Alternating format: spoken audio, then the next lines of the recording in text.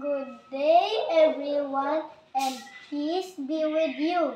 My name is Tyler Mackenzie Raniola, grade 3, St. Martin de Porres.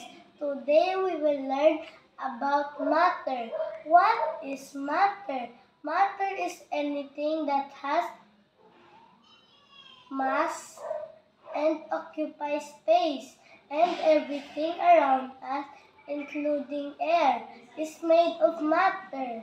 Matter has three states: solid, liquid, and gas.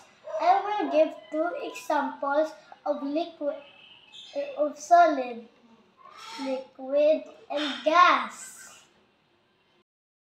This vase is solid because it maintains fixed shape, size, and volume.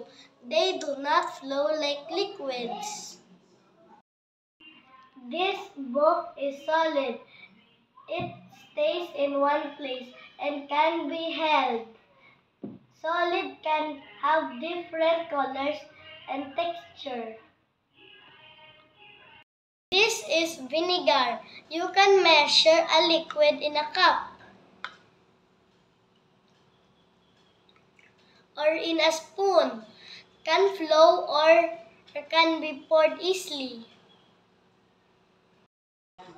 Another example of liquid is soy sauce. Just like water, it flows and do not have their own shape but can take the shape of the container they are in.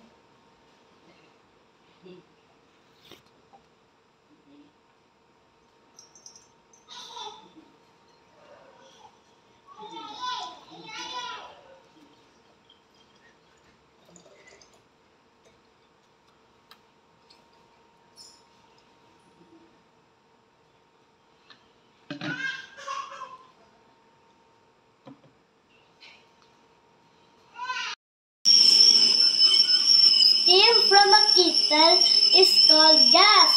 Gases are often invisible. They do not have a fixed shape or volume.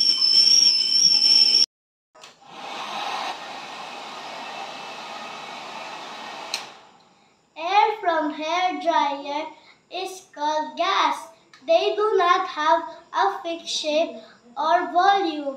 They spread out to fill all the space available.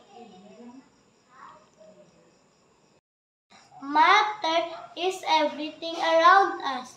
It can be solid, liquid, or gas.